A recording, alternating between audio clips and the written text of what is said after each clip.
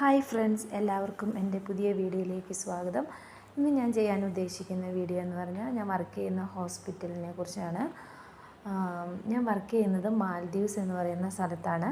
അവിടെ വിലിഫുഷി എന്ന് പറയുന്ന ഒരു ഐലൻഡിലാണ് ഞാൻ വർക്ക് ചെയ്യുന്നത്.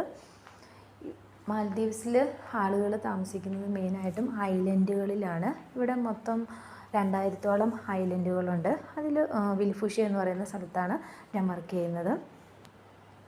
ഈ വിലിഫുഷി എന്ന് പറയുന്ന ഐലൻഡിനെ കുറിച്ചൊരു ഹിസ്റ്ററി ഉണ്ട്.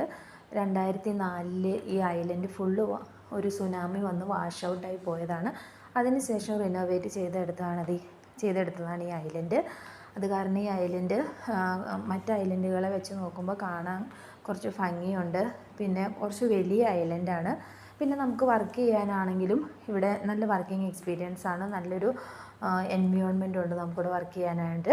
ഇവിടുത്തെ ആളുകളാണെങ്കിലും നല്ല കോപ്പറേറ്റീവ് ആയിട്ടുള്ള ആളുകളാണ്. എല്ലാം കൊണ്ടും നമുക്കൊരു കംഫർട്ടായിട്ടുള്ള ഒരു സ്ഥലമാണിത്.